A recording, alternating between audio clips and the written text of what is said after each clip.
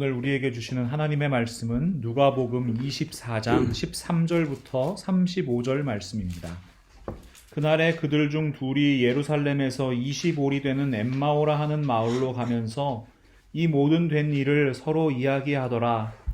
그들이 서로 이야기하며 문의할 때에 예수께서 가까이 이르러 그들과 동행하시나 그들의 눈이 가리어져서 그인 줄 알아보지 못하거늘 예수께서 이르시되 너희가 길 가면서 서로 주고받고 하는 이야기가 무엇이냐 하시니 두 사람이 슬픈 빛을 띠고 머물러 서더라. 그 한 사람인 글로바라 하는 자가 대답하여 이르되 당신이 예루살렘에 체류하면서도 요즘 거기서 된 일을 혼자만 알지 못하느냐. 이르시되 무슨 일이냐. 이르되 나사렛 예수의 일이니 그는 하나님과 모든 백성 앞에서 말과 일에 능하신 선지자이거늘 우리 대제사장들과 관리들이 사형 판결에 넘겨주어 십자가에 못 박았느니라. 우리는 이 사람이 이스라엘을 속량할 자라고 바랐노라.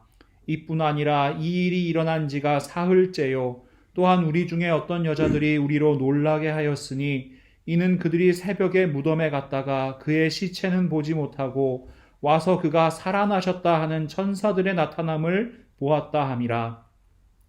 또 우리와 함께 한 자 중에 두어 사람이 무덤에 가 과연 여자들이 말한 바와 같음을 보았으나 예수는 보지 못하였느니라 하거늘 이르시되 미련하고 선지자들이 말한 모든 것을 마음에 더디 믿는 자들이여 그리스도가 이런 고난을 받고 자기의 영광에 들어가야 할 것이 아니냐 하시고 이에 모세와 모든 선지자의 글로 시작하여 모든 성경에 쓴 바 자기에 관한 것을 자세히 설명하시니라. 그들이 가는 마을에 가까이 가매 예수는 더 가려 하는 것 같이 하시니 그들이 강권하여 이르되 우리와 함께 유하사이다. 때가 저물어 가고 날이 이미 기울었나이다 하니 이에 그들과 함께 유하러 들어가시니라. 그들과 함께 음식 잡수실 때에 떡을 가지사 축사하시고 떼어 그들에게 주시니 그들의 눈이 밝아져 그인 줄 알아보더니 예수는 그들에게 보이지 아니하시는지라.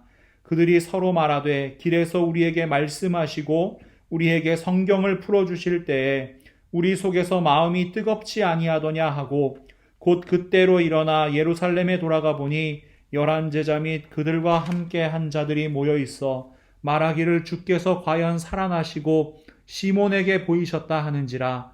두 사람도 길에서 된 일과 예수께서 떡을 떼심으로 자기들에게 알려주신 것을 말하더라.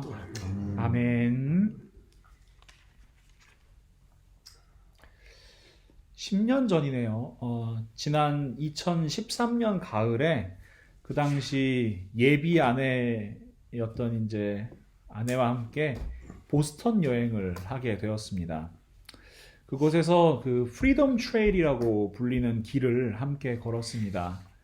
이렇게 붉은색 보도블럭을 따라서 쭉 걸으면 이 미국의 역사, 특별히 그 독립전쟁과 관련된 16군데의 장소를 만날 수 있는 이 길입니다. 그 당시 저는 장거리 연애 중이었던 예비 아내를 오랜만에 만나서 함께 걸어가니까 또 이게 얼마나 마음이 두근거리는지 아내의 얼굴을 쳐다보느라고 16군데가 어떤 건지 기억이 잘 나지는 않습니다. 그런데 지금까지도 저의 기억에 아주 생생하게 남아있는 장소가 하나 있는데요. 바로 이 장소입니다. 이게 사진이 잘 보이시려나 모르겠네요. 보이세요? 철치는? 교회인 걸 딱 알아보시네요. 예. 성당 이쁘세요? 근데 칸막이가 있어요. 뭔가 칸막이가 칸막이가 굉장히 있어요. 많죠. 그래서 제가 이제 그 얘기를 좀 하려고 그래요. 이 교회는 올드 노스 처치라고 하는 이름의 교회입니다. 이 교회가 역사적인 이유가 뭐냐면 그 폴 리비어라고 하는 그 독립전쟁의 영웅이 있는데 이 사람하고 관련된 이 교회이기 때문에 그래요. 1775년 4월 18일 날 영국 군대가 보스턴 근교에 이제 민병대를 공격하기 위해서 이제 진군을 하기 시작합니다. 이 정보를 입수한 이 리비어라는 사람이 이 교회 관리인한테 부탁을 해요. 왜냐하면 이 교회가 이 영국 성공회 교회인데, 그래서 이제 이 영국군 관련된 이 귀족들이나 이런 지도자들이 이 교회에 많이 있고 또 회의를 하는 장소였대요.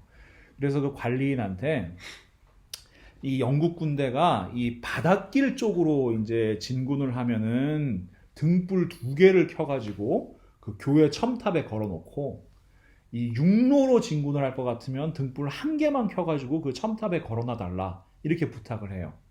근데 그 당시에 이제 등불에 2개가 올라간 거예요.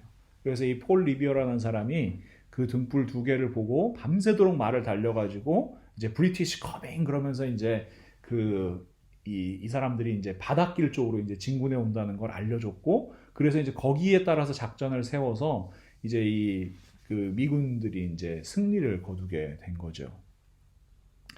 근데 여러분, 이 장소가 교회라는 거를 들으셨을 때 뭐 하얗고 해서 깔끔해 보이고 뭐 단정해 보이고 그런 건 있었는데, 여러분 이 안에 왜 칸막이가 있을까, 이런 이제 의문이 들으셨잖아요.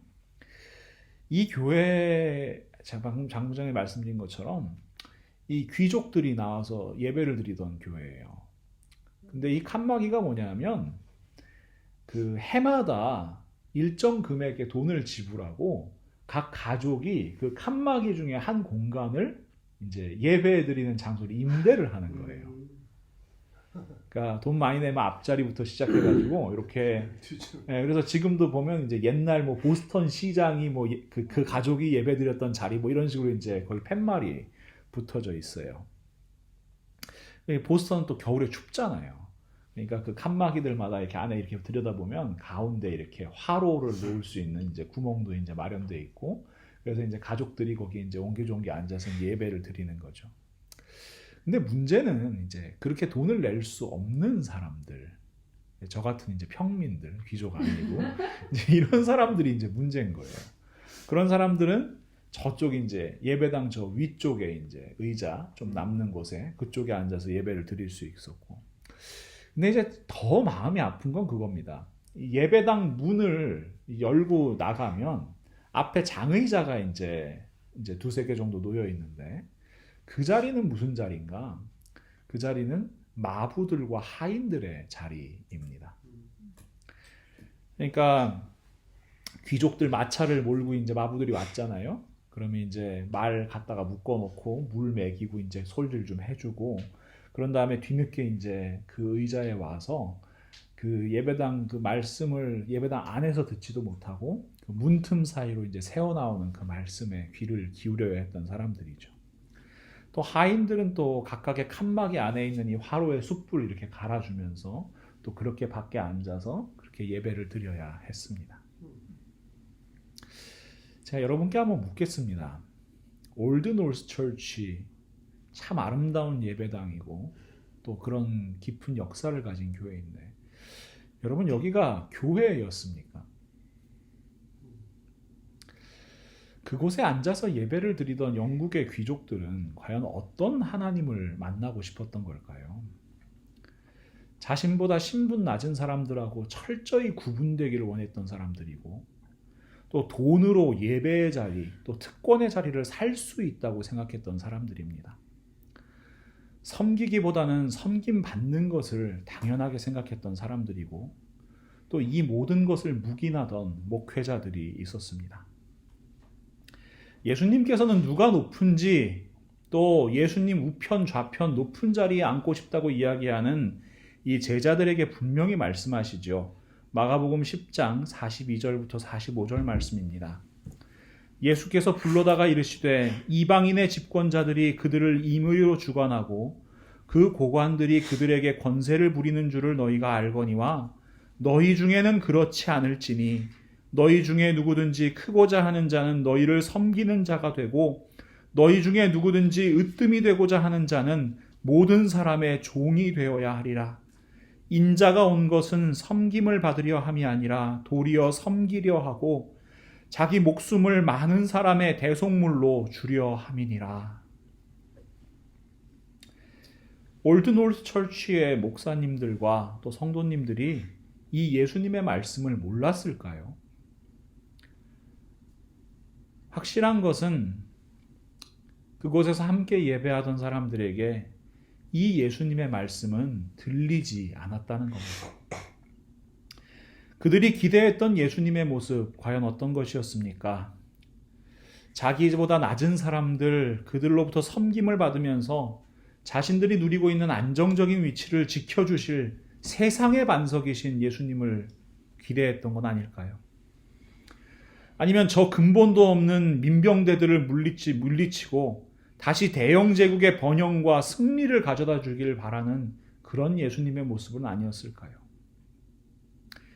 만약에 부활하신 예수님께서 이 교회를 찾아가셨다면 이들은 예수님의 모습을 알아볼 수 있었을까요? 오늘 우리가 함께 읽은 본문에는 예수님의 제자 두 사람이 등장합니다. 이 두 사람은 예루살렘에서 25里떨어진 엠마오라는 마을로 가는 길이었습니다. 그들은 예수님의 무덤에 찾아갔던 여인들과 베드로로부터 예수님께서 부활하셨다는 소식을 들었고 이 모든 일에 대해서 이야기하면서 길을 가는 중이었습니다. 한 사람의 이름은 글로바라고 기록되어 있고요. 다른 한 사람의 이름은 기록조차 되어 있지 않습니다. 그런데 우리가 조금만 생각해 보면 이 존재감 없어 보이는 두 제자는 예수님의 12제자보다도 예수님을 바로 곁에서 섬기며 따르던 그 여인들보다도 예수님께서 하셨던 말씀을 더 잘 기억하고 있던 사람들이었습니다.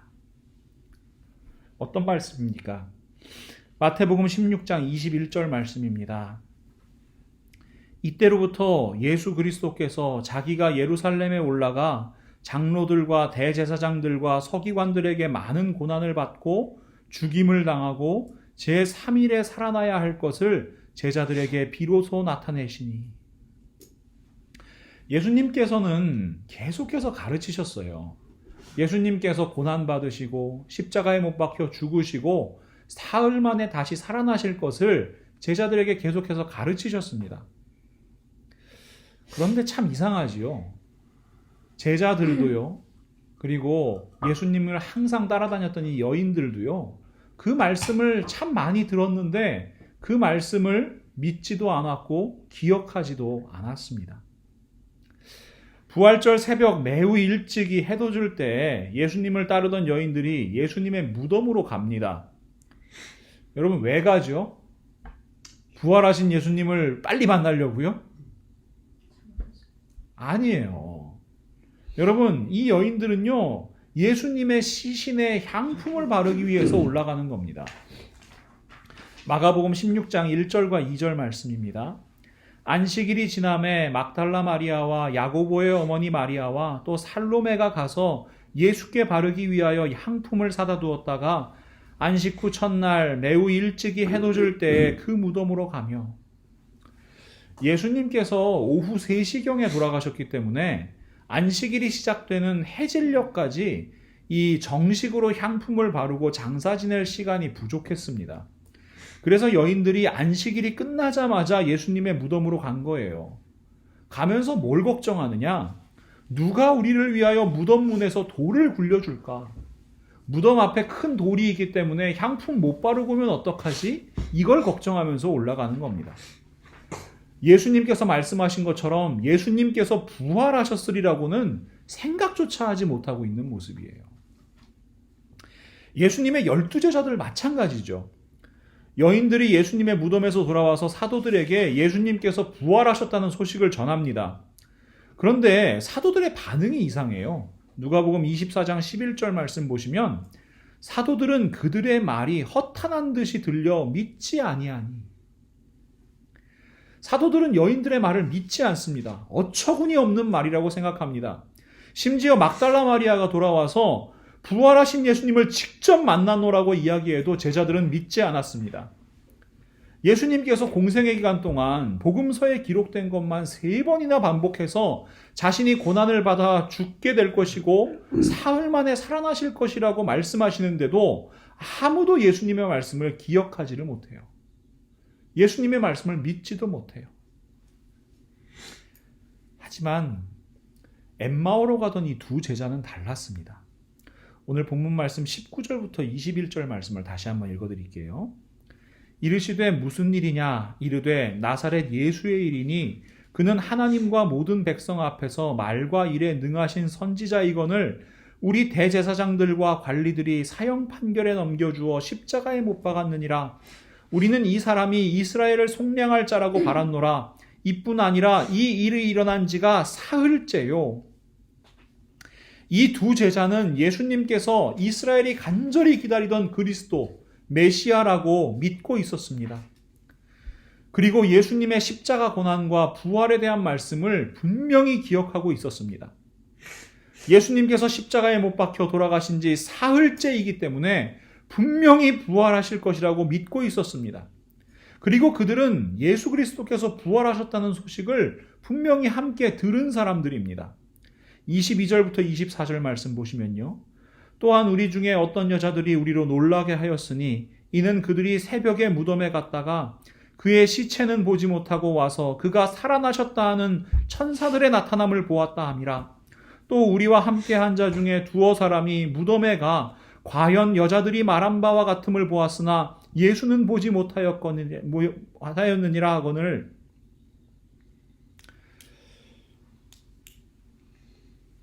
그런데 말입니다. 여러분, 왜 이 두 사람은 여인들과 제자들로부터 예수님께서 부활하셨다는 소식을 전해 듣고도 차갑게 식어버린 마음으로 예루살렘을 떠나 고향 엠마오를 향하고 있는 걸까요? 그리고 그 길에서 그들이 그토록 바라던 부활하신 예수님을 만났고 함께 걷고 있고 함께 이야기를 나누면서도 왜 예수님을 알아보지 못했던 걸까요? 오늘 본문 15절과 16절 말씀입니다. 그들이 서로 이야기하며 문의할 때 예수께서 가까이 이르러 그들과 동행하시나 그들의 눈이 가리어져 그인 줄 알아보지 못하거늘. 그들의 눈이 가리어져서. 이 말씀에 대해서 성경학자들은 여러 가지 해석을 내놓았습니다. 그런데 저는 이 고정관념이라고 하는 심리학적인 개념으로 그들의 마음을 한번 살펴보고자 합니다. 사람이 어떤 대상을 인식할 때요, 그 대상을 있는 그대로 받아들인다는 것은 불가능한 일입니다. 왜냐하면 사람은 그 사람이 살고 있는 문화나 환경에서 정의된 형태, 또 그 문화에서 고정된 개념을 가지고 그 개념에 기초한 이미지를 만들어내는 경향이 있습니다. 이런 것들을 고정관념이라고 하는데요. 이런 거죠, 여러분. 빨간색 안경 쓰고 세상을 보면 무슨 색깔로 보이겠어요? 네, 빨간색으로 보이는 거고, 파란색 안경을 끼고 세상을 보면은 파란색으로 보이는 겁니다. 그렇게 우리는 어떤 그 고정관념이라고 하는 안경을 끼고 세상을 바라보고 있는 거지요. 자, 그렇다면 유대인들이 가지고 있던 메시아에 대한 고정관념은 어떤 것이었을까요? 예수님 당시의 유대인들은요, 그야말로 눈이 빠지도록 메시아를 기다리고 있던 사람들입니다. 기원전 586년에 바벨론에 의해서 남유다 왕국이 멸망한 이후에 그들은 600년이 넘는 시간 동안 바벨론, 페르시아, 헬라, 로마에 이르기까지 여러 제국들로부터 억압과 착취를 당하던 사람들입니다. 그들이 갖은 수모와 고통을 당하면서도 소망의 끈을 놓지 않을 수 있었던 이유, 바로 메시아 때문이었습니다. 여호와 하나님께서 이사야 선지자를 통해서 말씀하십니다. 이사야 7장 14절 말씀입니다. 그러므로 주께서 친히 징조를 너희에게 주실 것이라. 보라, 처녀가 잉태하여 아들을 낳을 것이요 그의 이름을 임마누엘이라 하리라. 처녀로부터 아이가 태어난답니다. 태생부터 심상치 않은 이 아이가 바로 메시아인 것이죠. 그리고 그의 이름은 임마누엘, 하나님께서 우리와 함께 계시다 하는 뜻입니다. 하나님께서 우리와 함께 계시니까 어떻게 돼요? 메시아를 통해서 다시 유대민족이 해방의 날을 맞이하고요, 또 승리의 축제를 벌이게 될 것이라고 믿었습니다. 그래서 유대인들에게 메시아는 애굽 땅에서 그들을 이끌어낸 위대한 선지자 모세의 모습이어야 했고, 예루살렘을 점령하고 이스라엘의 번영을 가져온 최고의 왕 다윗과 같은 모습이어야만 했습니다. 그들이 갈망하던 메시아란 로마 제국의 압제로부터 자신들을 자유롭게 해줄 정치적인 왕이었습니다. 이것이 바로 유대인들이 가지고 있던 메시아, 그리스도에 대한 고정관념이었습니다. 메시아에 대한 고정관념이 두 제자의 눈을 가리는 겁니다. 부활하신 예수님을 알아보지 못하게 하는 겁니다. 엠마오로 가던 두 사람 역시 엉뚱한 예수님을 기대하고 있는 거지요.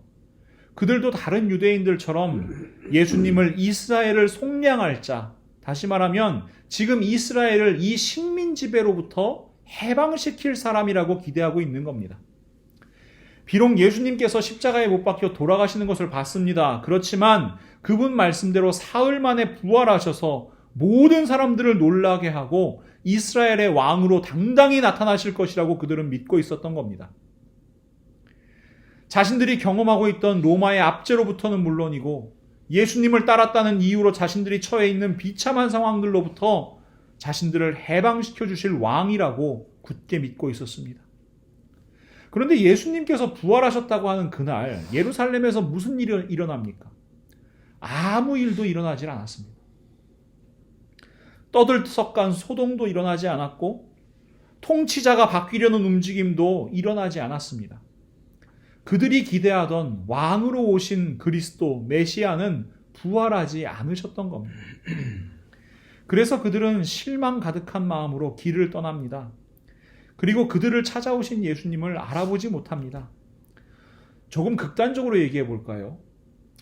만약에 예수님께서 정말 왕으로 부활하셨다면 지금 그 예수님이 그들을 찾아오면 안 되는 겁니다. 그들이 가지고 있던 예수님에 대한 고정관념대로라면 예수님은 부활하셔서 누구를 찾아가셔야 됩니까? 로마의 총독을 찾아가셔야 됩니다.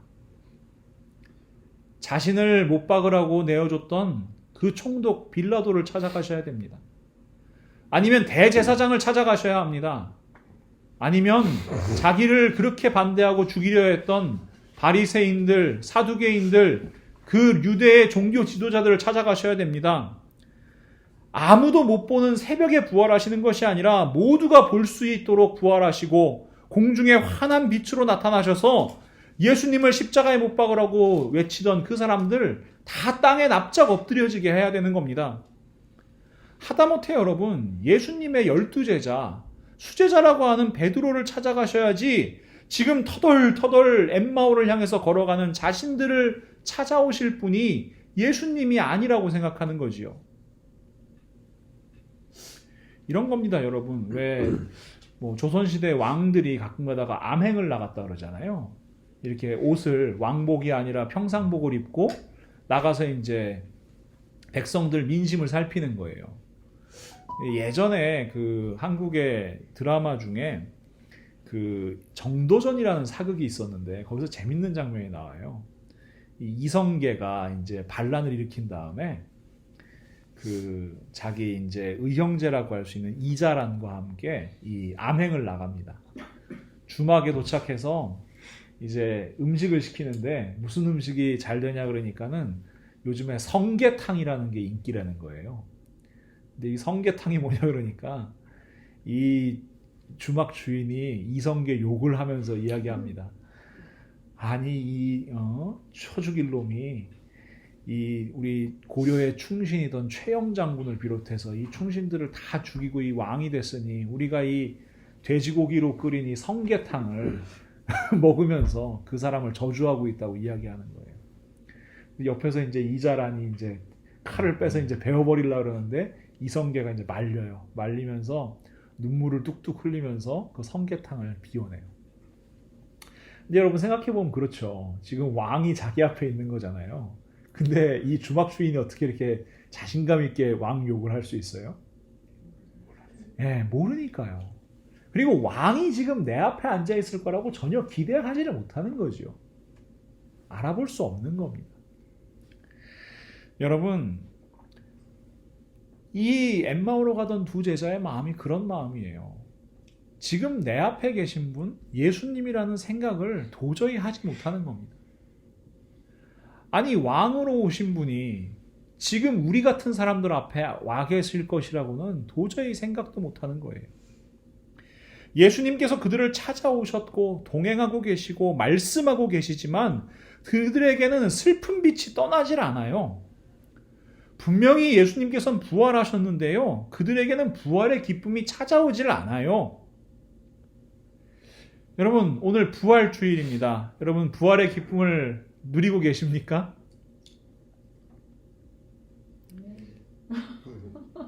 정말 누리고 계십니까? 아멘. 누리려고 그래요. 조금 질문을 바꿔볼까요? 여러분, 우리는 지금 이 자리에 부활하신 예수님께서 찾아오신다면 우리는 그 예수님을 알아볼 수 있겠습니까? 우리가 정말로 바라고 있는 예수님의 모습이, 우리가 정말로 만나고 싶어하는 그 부활의 주님이 과연 어떤 모습입니까? 여러분이 바라고 있는 예수님, 여러분이 가지고 있는 예수님에 대한 고정관념은 무엇입니까? 혹시 세상의 성공과 명예를 주는 분이신가요? 물질의 축복을 약속하시는 분이신가요? 아니면 우리가 세상에서 만나는 모든 문제를 단번에 풀 수 있는 어떤 만능 열쇠 같은 그런 예수님인가요? 아니면 우리가 기도하기만 하면 자동 판매기에서 콜라가 나오는 것처럼 뚝 하고 응답해 주시는 그런 편리한 예수님인가요? 우리가 기대하는 예수님의 모습이 이와 같다면요, 우리는 부활하신 예수님을 알아볼 수 없습니다. 우리가 기대하는 예수님의 모습이 세상의 성공, 부귀영화와 같은 기준이라면 우리는 결코 예수님을 알아볼 수 없습니다. 우리가 가지고 있는 욕망의 기준으로 예수님을 바라보고자 한다면 부활하신 예수님께서 우리와 함께 걸어가시고 우리에게 늘 말씀하신다고 해도 우리는 예수님을 알아보지 못한 채 늘 슬픈 기색을 띠고 이 땅을 살아갈 수밖에 없습니다. 부활의 기쁨을 누리지 못하고 예수님과 동행하는 기쁨을 누리지 못한 채로 살아갈 수밖에 없습니다. 부활하신 예수님께서는 엠마오로 가는 제자들의 고정관념처럼 로마의 황제나 빌라도를 찾아가지 않으셨습니다. 부활하신 예수님께서는 낙심하고 실망한 제자들을 찾아오셨습니다. 그들에게 자신이 왜 이 땅에 오셨고 왜 고난을 받으셨고 그것을 통해 자신이 어떻게 영광에 들어가셨는지 하나님의 말씀을 통해 자세히 설명해 주셨습니다. 예수님에 대한 오해를 풀어주셨습니다. 그리고 무엇보다 그들에게 떡을 떼어주셨습니다. 누가복음 24장 30절부터 32절 말씀입니다. 그들과 함께 음식 잡수실 때에 떡을 가지사 축사하시고 떼어 그들에게 주시니 그들의 눈이 밝아져 그인 줄 알아보더니 예수는 그들에게 보이지 아니하시는지라. 그들이 서로 말하되 길에서 우리에게 말씀하시고 우리에게 성경을 풀어주실 때에 우리 속에서 마음이 뜨겁지 아니하더냐. 여러분, 그들의 마음이 뜨거워졌습니다. 차갑게 식었던 그들의 마음이 다시 불타오르기 시작했습니다. 예수님께서 그들과 함께 걸어가셨고 그들에게 떡을 떼어 먹여주셨고 비로소 그들의 눈이 밝아졌습니다. 그리고 그들은 부활의 증인이 되었습니다. 33절부터 35절 말씀입니다. 곧 그때로 일어나 예루살렘에 돌아가 보니 11 제자 및 그들과 함께한 자들이 모여 있어 말하기를 주께서 과연 살아나시고 시몬에게 보이셨다 하는지라. 두 사람도 길에서 된 일과 예수께서 떡을 떼심으로 자기들에게 알려지신 것을 말하더라. 사랑하는 믿음의 동역자 여러분, 두 제자가 엠마오로 돌아간 것은 살 길을 찾아서였습니다. 예수님은 유대인의 왕이라는 죄목으로 처형당하셨지요. 로마에 대한 반역죄로 처형당하셨습니다. 그렇다면 예수님을 따르던 제자들 역시 반역죄의 공범입니다. 잡히면 죽는 겁니다. 그러니 엠마오로 가는 길은 그저 낙향하는 길이 아니라 도망가는 도주로인 겁니다. 빨리 예루살렘을 떠나서 도망쳐야 사는 겁니다. 그런데 두 제자는요, 다시 예루살렘으로 돌아갑니다. 살 길을 찾았던 그들이 죽을 길로 돌아갑니다. 왜요? 부활하신 예수님을 만났으니까요. 부활하신 예수님을 알아보게 되었으니까요. 예수님의 말씀을 듣고 떼어주시는 떡을 먹고 가슴이 뜨거워졌으니까요. 이제 그들의 삶이 변한 겁니다. 부활의 주님을 증거하지 않고는 견딜 수 없는 사람들이 된 겁니다. 이 놀라운 사건이 지금 이 순간 부활주일 아침 우리 모두의 가슴 가운데 일어나기를 소망합니다. 우리의 가슴이 뜨거워지기를 소망합니다. 예수님께서 지금도 우리에게 찾아오십니다. 요한계시록 3장 20절 말씀입니다.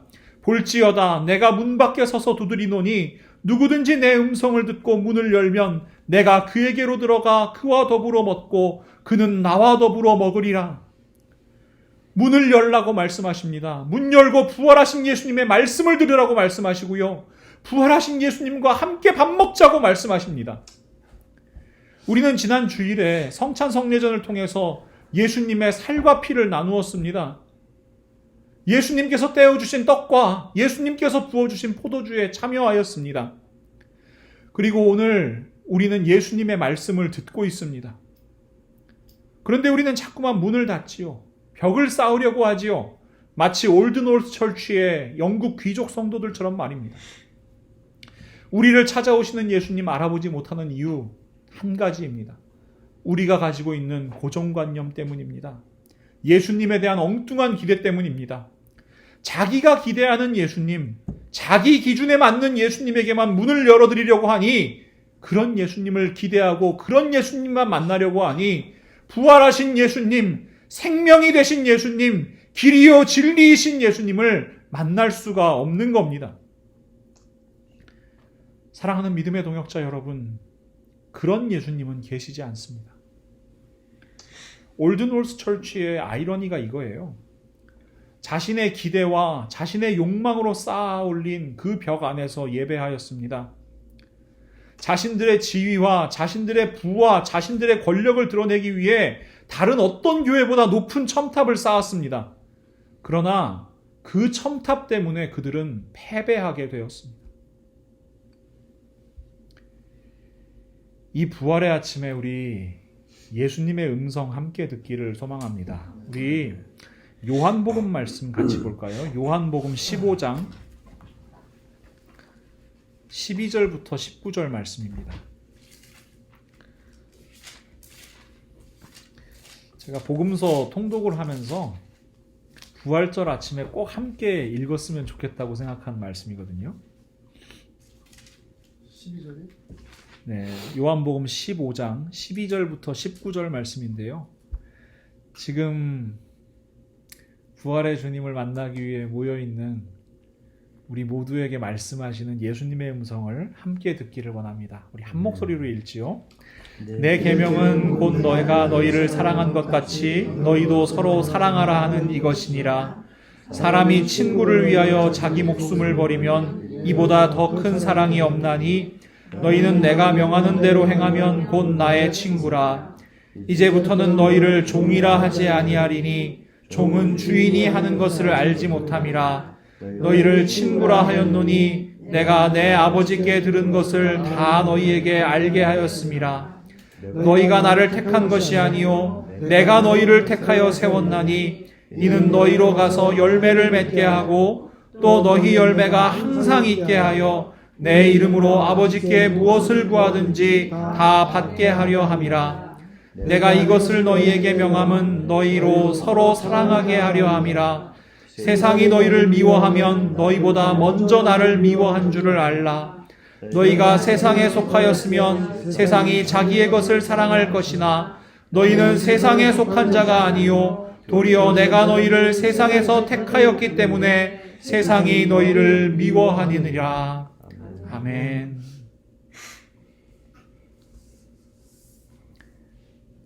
우리는 교회입니다. 교회를 헬라어로 에클레시아라고 하는데요. 에클레시아라는 말은 원래 구분된 사람들입니다. 세상으로부터 이끌려 내어진 사람들입니다. 예수님께서 우리를 사랑하시고 우리를 택하시고 우리를 부르셨습니다. 한 사람 한 사람 거룩한 성도로 한 사람 한 사람을 주님의 몸된 교회로 부르셨습니다.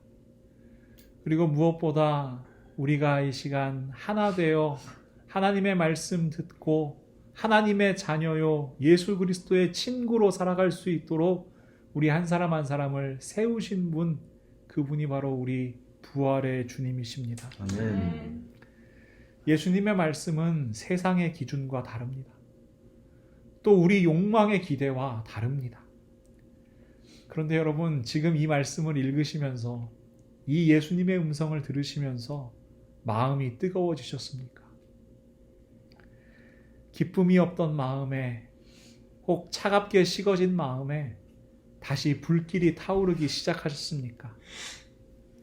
다시 한번 예수님께서 우리에게 보여주신 이 생명의 길 걸어가기로 결단하셨습니까? 그 길이 고난의 길이라도, 혹시 미움받는 길이라도 그 길을 걸어갈 용기가 생기셨습니까? 그렇다면 여러분, 우리는 진정 부활의 주님을 만난 것입니다. 부활의 증인이 된 것입니다. 부활의 기쁨을 마음껏 누리며 그렇게 부활의 증인으로 살아가십시오. 더 많이 섬기고, 더 많이 사랑하고, 더 많이 용서하고, 더 많이 품어주고, 더 많이 아껴주며 그렇게 살아가십시오. 그 길은 쉽지 않은 길일 겁니다. 그러나 우리 예수님께서 반드시 우리와 함께 하실 것입니다. 우리가 지치고 힘에 겨워 넘어지려 할 때마다 우리에게 말씀해 주실 겁니다. 터덜터덜 걸어가던 그 제자들 옆에서 함께 걸어주신 것처럼 우리와 함께 걸어주실 것입니다. 우리에게 떡을 떼어주시며 힘내라고 말씀해 주실 것입니다. 우리가 예수님의 말씀대로 살아갈 수 있도록 힘과 능력을 더해 주실 것입니다. 우리 묵묵히 걸어갑시다. 용기 내어 걸어갑시다. 그렇게 우리 부활의 주님과 동행하며 부활의 증인으로 살아가는 우리 모든 성도님들의 삶 되시기를 우리 부활이요 생명이신 예수님의 이름으로 간절히 축원합니다. 우리 이 시간 한번 감사의 기도를 올려드릴까요? 예수님 감사합니다. 저희를 위하여 죽으시고 다시 부활하셔서 그 첫 열매가 되어주심이 저희의 감사입니다. 감격입니다. 저희들 그 부활의 증인으로 살아가게 하여 주시옵소서. 우리 이 시간 이 감사의 기도를 한번 올려드리겠습니다. 하나님, 오늘도 하나님의 말씀으로 말씀하여 주심이 너무나 감사합니다. 우리 예수님께서 저희의 부활의 주님, 저희의 생명의 주인 되어 주심이 너무나 감사합니다. 부활의 주님이 왕의 자리에 찾아가지 않으시고 정말 모든 삶의 희망을 잃어버린 채 낙심하고 정말 실망한 채 살 길 찾아갈 수밖에 없었던 그 제자들의 곁을 찾아오신 주님이 너무나 좋습니다. 지금 이 시간 저희에게 찾아오신 예수님이 너무나 좋습니다. 세상의 화려함이 아니라, 세상의 부귀영화가 아니라 예수 그리스도를 믿는 믿음으로 말미암아 저희에게 생명 주심이 너무나 좋습니다. 하나님, 저희들 그 부활의 주님과 동행하는 삶 살기를 원합니다. 예수님의 말씀 늘 듣기를 원합니다.